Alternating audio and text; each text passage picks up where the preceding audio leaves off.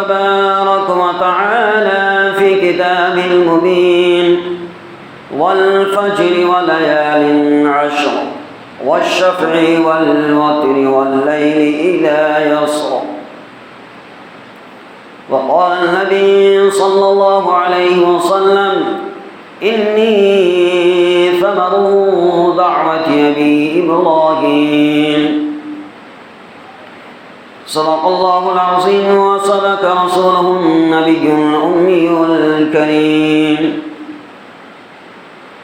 ونحن على ذلك لمن الشاهدين والشاكرين، والحمد لله رب العالمين.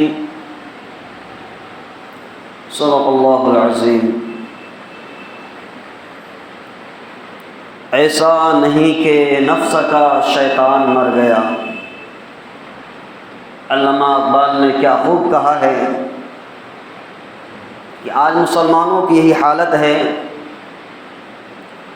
ایسا نہیں کہ نفس کا شیطان مر گیا،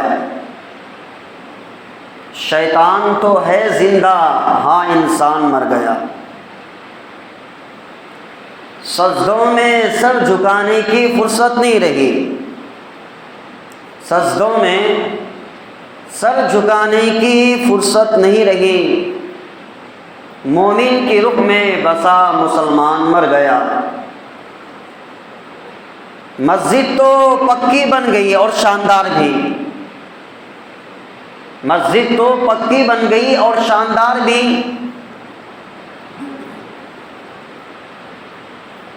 کچی ہے رب سے چاہتے اور ایمان بن گیا. مسجد تو پکی بن گئی اور شاندار بھی، کچی ہے رب سے چاہتے اور ایمان مر گیا. محترم بزرگوں، دوستو اور میرے دینی و ایمانی بھائیوں، اللہ جل جلالہ و عما نوالہ کا احسان، کرم، فضل ہوا. باری تعالیٰ نے ہم سب کو جمعہ کی نماز با جماعت ادا کرنے کی توفیق عطا فرمائی. میرے محترم بزرگوں، دوستو، یہ مہینہ جو چل رہا ہے، ذوالقعدہ کا مہینہ چل رہا ہے. آج 29 تاریخ ہے. ایثار و قربانی کا مہینہ چل رہا ہے. مسلسل 2 جمعہ سے حضرت ابراہیم، حضرت اسماعیل علیہ السلام کے متعلق باتیں ہو رہی تھی، کچھ باتیں رہ گئی تھی. حضرت ابراہیم علیہ السلام اللہ رب العزت کے جلیل القدر پیغمبر تھے، اور حضرت ابراہیم علیہ السلام کی ذات دنیا کے 3 بڑے مذاہب کا سرچشمہ ہے: اسلامی، یہودیت اور عیسائیت. حضرت موسیٰ و عیسیٰ علیہ السلام کا سلسلہ نسب بھی حضرت ابراہیم علیہ السلام تک پہنچتا ہے. ہمارے اور آپ کے نبی، پورے کائنات کے نبی، ذرے ذرے کے نبی، رحمت اللہ للعالمین جناب محمد مصطفیٰ صلی اللہ علیہ وسلم بھی حضرت ابراہیم علیہ السلام کے لاڈلے فرزندہ حضرت اسماعیل ذبیح اللہ کے اولاد میں سے. کہ اللہ کے نبی جناب محمد مصطفیٰ صلی اللہ علیہ وسلم نے فرمایا: انی ثمرہ دعوتی ابی ابراہیم، کہ میں اپنے ابا حضرت ابراہیم علیہ السلام کی دعاؤں کا ثمرہ ہوں. تو اللہ تبارک و تعالیٰ کے نبی حضرت ابراہیم علیہ السلام نے اپنی قوم کو، اپنے باپ آزر کو جو نصیحتیں کی، اللہ رب العزت کو وہ ادا اتنا پسند آیا کہ اللہ رب العزت نے قرآن مقدس میں محفوظ کر دیا. سورہ مریم کے اندر میں اللہ رب العزت اپنے نبی کو حکم کر رہے ہیں، فرما رہے ہیں اے محمد صلی اللہ علیہ وسلم، اے نبی علیہ السلام، آپ جو ہے قرآن مقدس میں حضرت ابراہیم علیہ السلام کا تذکرہ کیجئے۔ وَاذْكُرْ فِي الْكِتَابِ إِبْرَاهِيمَ إِنَّهُ كَانَ صِدِّيقًا نَبِيًّا إِذْ قَالَ لِأَبِيهِ يَا أَبَتِ لِمَ تَعْبُدُ مَا لَا يَسْمَعُ وَلَا يُبْصِرُ وَلَا يُغْنِ عَنكَ شَيْئًا۔ اے نبی پاک علیہ السلام، آپ قرآن مقدس میں حضرت ابراہیم علیہ السلام کا تذکرہ کیجئے۔ یقیناً حضرت ابراہیم علیہ السلام اللہ کے نبی تھے، اور اس وقت کو یاد کرو جب حضرت ابراہیم علیہ السلام نے اپنے باپ آزر کو نصیحت کی تھی، اے میرے باپ، تم اس چیز کی پوجا کیوں کرتے ہو جو نہ دیکھ سکتی ہے، نہ سن سکتی ہے، نہ تمہارا کوئی کام آ سکتی ہے۔ حضرت ابراہیم علیہ السلام کی نصیحتوں کو اللہ تبارک و تعالیٰ نے قرآن مقدس میں محفوظ کر دیا۔ تو بات چل رہی تھی کہ حضرت ابراہیم علیہ السلام کی جو قوم ہے، بتوں کو اپنا رب تو مانتی ہی تھی، ان کے سامنے اپنے پیشانی کو، اپنے سر کو جھکاتی تھی، لیکن وہ لوگ جو ہے ستارہ، چاند، تارا اور سورج کو بھی اپنا خدا سمجھتی تھی، اپنا رب مانتی تھی وہ قوم جو ہے۔ حضرت ابراہیم علیہ السلام نے ان سے بھی اپنے دامن کو چھڑایا اور ایک اللہ سے عبدیت کا، ایک اللہ سے اپنے رشتہ کو جوڑا۔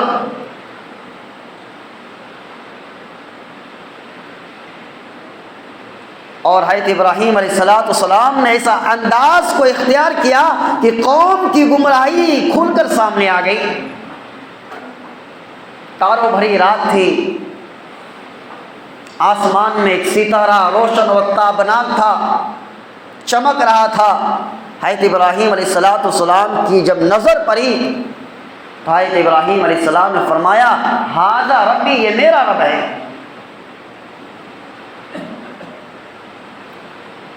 جب اس ستارے کی روشنی غائب ہو گئی، ڈوب گئی، تو حضرت ابراہیم علیہ السلام نے فرمایا لا احب العافلین، کہ میں ڈوبنے والوں کو پسند نہیں کر سکتا۔ جو ڈوب جائے، جو وقت مقررہ سے پہلے غائب ہو جائے، ڈوب جائے، وہ خدا نہیں ہو سکتا۔ پھر اس کے بعد آسمان میں چاند نظر آیا جو ستارہ سے بھی بڑا، اس کی روشنی چاروں طرف پھیلی ہوئی ہے۔ سحر قریب آئی، اس کی روشنی بھی غائب ہو گئی۔ حضرت ابراہیم علیہ السلام نے فرمایا یہ چاند بھی، نہ یہ ستارہ میرا خدا ہو سکتا ہے، نہ چاند خدا ہو سکتا ہے۔ لَئِن لَّمْ يَهْدِنِي رَبِّي لَأَكُونَنَّ مِنَ الْخَاسِرِينَ۔ حضرت ابراہیم علیہ السلام نے فرمایا اگر میرے اللہ نے مجھے سیدھا راستہ نہ دکھلاتا ہوتا، ہم گمراہوں کی جماعت میں ہو جاتے، سیدھی راستہ سے ہم بھٹک جاتے۔ جب صبح ہوا، سورج پوری آب و تاب کے ساتھ روشن ہوا، طلوع ہوا، تو حضرت ابراہیم علیہ السلام نے فرمایا یہ سورج جو ستارہ اور چاند سے بھی بڑا ہے، فرمایا ھذا ربی ھذا اکبر، یہ میرا رب ہے اور یہ بڑا بھی ہے۔ اور غیر سی بات ہے، ستارہ اور چاند سے بھی زیادہ روشنی جو ہے سورج پر ہے، جو پورے دنیا جو ہے فیضیاب اٹھاتی ہے، پورے دنیا کو روشنی پہنچاتی ہے۔ حضرت ابراہیم علیہ السلام نے سورج کو دیکھ کر فرمایا کہ ھذا ربی ھذا اکبر، یہ میرا رب ہے اور یہ بڑا بھی ہے۔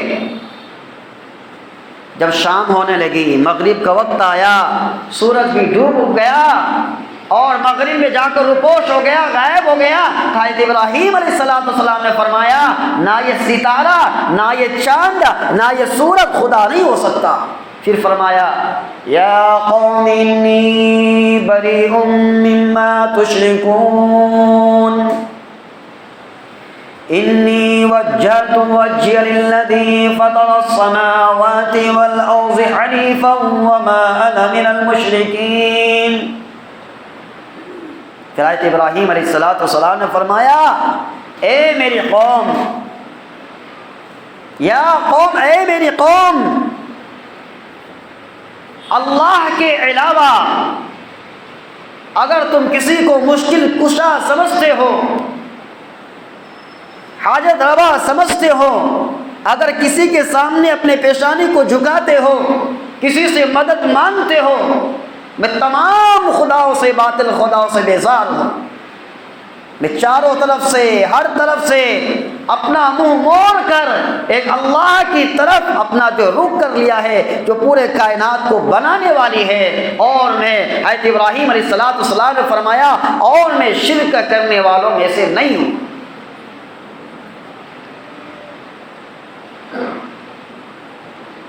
پھر حضرت ابراہیم علیہ السلام کو ایک اور موقع حل ملا، وہ تھا قوم کے جشن کا دن۔ وہ لوگ جو ہے میلے میں جاتے تھے اور وہاں سے آ کر اپنے بت خانہ میں جا کر عبادت کرتے تھے۔ تو حضرت ابراہیم علیہ السلام سے بھی کہا کہ آپ بھی میرے ساتھ چلیے میلے میں۔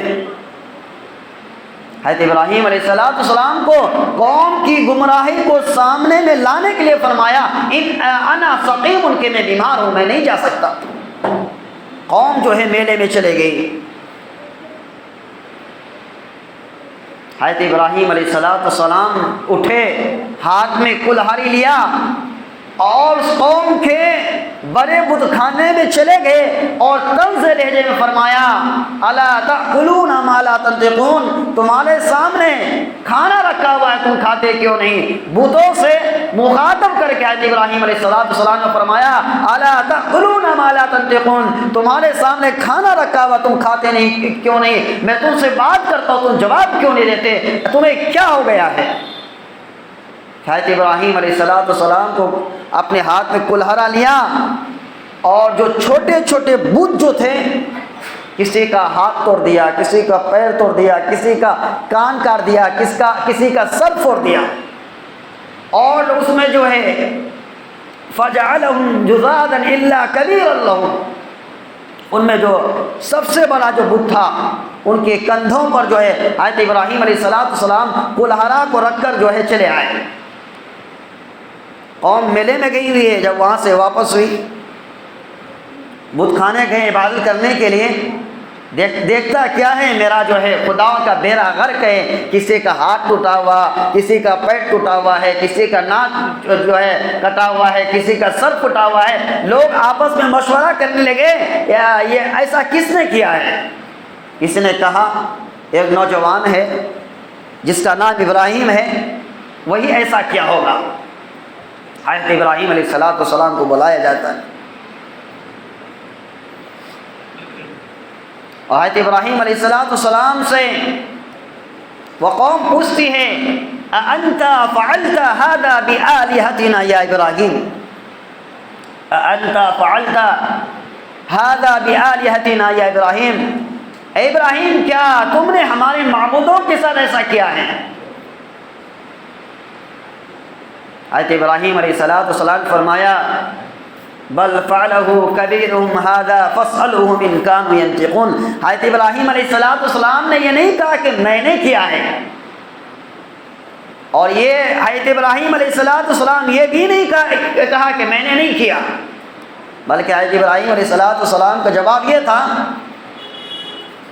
ان کے بڑے سے آپ پوچھ لیجئے، جو آپ کا بڑا خدا ہے ان سے پوچھ لیجئے، چھوٹوں کے ساتھ یہ معاملہ ان کا بیڑا غرق کس نے کیا ہے؟ آپ اپنے بڑے خدا، بڑے بت کے جو کندھے پر حضرت ابراہیم علیہ السلام کلہڑا لٹکا کر آئے تھے، کہ آپ ان سے ہی پوچھ لیجیے۔ اور نے کہا ابراہیم تم جانتے نہیں ہو، یہ نہ بول سکتا ہے، نہ سن سکتا ہے، نہ دیکھنے کی کو صلاحیت ہے، نہ نفع و نقصان پہنچا سکتا ہے، حضرت ابراہیم علیہ السلام نے فرمایا یہی تو سمجھانے کے لیے میں آیا ہوں، جو نہ نفع پہنچا سکتا ہے، نہ نقصان پہنچا سکتا ہے، نہ سن سکتا ہے، نہ دیکھ سکتا ہے، نہ تمہارا کوئی کام آ سکتی ہے، وہ خدا نہیں ہو سکتا۔ خدا تو وہ ہے جو زندگی اور موت کا مالک ہے، جو زندگی بھی دیتا ہے، موت بھی دیتا ہے، نفع بھی پہنچاتا ہے، نقصان بھی پہنچاتا ہے، عزت بھی دیتا ہے، ذلت بھی دیتا ہے، بیماری بھی دیتا ہے، شفا بھی دیتا ہے۔ خدا تو وہ ہے۔ بات پھر پہنچتے پہنچتے بادشاہ وقت نمرود تک پہنچ گئی۔ حضرت ابراہیم علیہ السلام کو نمرود کی دربار میں پیش کیا جاتا، اور پھر حضرت ابراہیم علیہ السلام کو مکالمہ بادشاہ نمرود سے ہوتا ہے۔ نمرود نے حضرت ابراہیم علیہ السلام سے کہا تم ہمیں خدا کیوں نہیں مانتے ہو؟ میں انا ربکم الاعلی ہوں، میں خدا ہوں، ساری قوم پوچھا کرتی ہے مجھے رب مانتی ہے، تم کیوں نہ مانتے؟ تمہیں کیا ہو گیا؟ تم کس کو اپنا خدا مانتے ہو؟ حضرت ابراہیم علیہ السلام نے فرمایا میرا اللہ وہ ہے، میرا رب وہ ہے، میرا خدا وہ ہے جو زندگی بھی دیتا ہے اور موت بھی دیتا ہے۔ بادشاہ وقت نمرود نے کہا زندگی میں بھی دیتا ہوں اور موت بھی دیتا ہوں۔ اسی وقت جیل خانے سے، قید خانے سے دو قیدی کو پیش کیا جاتا ہے۔ جو مجرم تھا بادشاہ وقت نمرود اسے آزاد کر دیتا ہے، اور بے قصور تھا جو ان کو قتل کر دیتا ہے، اور کہتا کیا ہے زندگی اور موت میں بھی دیتا ہوں۔ پھر حضرت ابراہیم علیہ السلام نے فرمایا فَإِنَّ اللَّهَ يَأْتِي بِالشَّمْسِ مِنَ الْمَشْرِقِ فَأْتِ بِهَا مِنَ الْمَغْرِبِ فَبُهِتَ الَّذِي كَفَرَ۔ حضرت ابراہیم علیہ السلام نے اس پارلیمنٹ کے اندر میں بادشاہ وقت نمرود کے پاس جو بڑے بڑے سردار موجود تھے، حضرت ابراہیم علیہ السلام نے فرمایا میرا اللہ وہ ہے جو روزانہ سورج کو مشرق سے نکالتا ہے، اور اگر تم خدا ہے، اگر خدا کا دعویٰ کرتا ہے تو اپنے آپ کو انا رب العالمین کا دعویٰ کرتا ہے، تم سورج کو مغرب سے نکالو اور مشرق میں ڈباؤ، کیونکہ اللہ تبارک و تعالیٰ سورج کو روزانہ مشرق سے نکالتے ہیں اور مغرب میں ڈباتے ہیں۔ ایسی دلیل کو حضرت ابراہیم علیہ السلام نے پیش کیا، کوئی جواب دے نہیں سکا۔ کہا کہ اگر تم خدا کا دعویٰ کرتے ہو، یہ سورج جو ہے، اس سورج کو تم جو ہے مغرب سے نکالو اور جو ہے مشرق میں ڈباؤ۔ ان کی ذلت و رسوائی ہوگی مجمع، بھرے مجمع کے اندر میں کوئی جواب نہ بن پڑا۔ کہا کہ لوگوں اپنے خدا کی مدد کرو، حضرت ابراہیم علیہ السلام کو سزا دو۔ بات نکل کے یہ سامنے آتی ہے کہ حضرت ابراہیم علیہ السلام کے لیے آگ جلایا جاتا ہے۔ 40 میل کے فاصلے پر، 40 میل کے فاصلے پر آگ کو جو ہے جلایا جاتا ہے۔ آسمان سے بات کرنے والا آگ دھک رہا ہے، ان کا شعلہ بھڑک رہا ہے۔ اس وقت حضرت ابراہیم علیہ السلام کے لیے اللہ کی مخلوق کیا سوچتی ہوگی؟ آسمان رو رہا ہوگا، زمین رو رہا ہوگا، اللہ کی مخلوق رو رہی ہوگی۔ اللہ کے فرشتے حضرت جبریل علیہ السلام آتے ہیں، اے ابراہیم اگر آپ حکم کریں میں ایسا پل ماروں گا، آگ کو ختم کر دوں گا۔ حضرت اسرافیل علیہ السلام آتے ہیں، اے ابراہیم اگر آپ حکم کریں میں سور پھونکوں گا اور یہ آگ ختم ہو جائے گا۔ حضرت عزرائیل علیہ السلام آتے ہیں، اے ابراہیم آپ جو حکم کر دیں میں سب کی روح کو قبضہ کر لوں گا۔ حضرت میکائیل علیہ السلام آتے ہیں، اے ابراہیم آپ حکم کریں ایسا پانی برساؤں گا، ہوا چلاؤں گا، آگ ختم ہو جائے گا۔ کسی شاعر نے کیا خوب کہا ہے، نور حق شمع الہی کو بجھا سکتا ہے کون؟ نور حق شمع الہی کو بجھا سکتا ہے کون؟ اور جس کا حامی ہو خدا، جس کا مددگار ہو خدا، اس کو مٹا سکتا ہے کون؟ مدعی الہ چاہے تو کیا ہوتا ہے؟ وہی ہوتا ہے جو منزل خدا ہوتا ہے۔ تو حضرت ابراہیم علیہ السلام نے فرمایا اے اللہ کے فرشتوں، کیا تم خود آئے ہو یا کسی کے حکم سے آئے ہو؟ تمام فرشتے کہتے ہیں ابراہیم میں اللہ کے حکم سے آیا ہوں۔ حضرت ابراہیم علیہ السلام فرماتے ہیں میرا اللہ اتنا بھولا بھالا نہیں ہے، وہ اللہ ابراہیم کو، اپنے خلیل کو، اپنے دوستوں کو دیکھ رہا ہے، جاؤ تمہاری ضرورت نہیں، آپ چلے جائیں گے۔ حضرت ابراہیم علیہ السلام کو آگ میں ڈالا جاتا ہے، آگ کے حوالے کیا جاتا ہے۔ آگ کا کام ہے جلانا، چھری کا کام ہے کاٹنا۔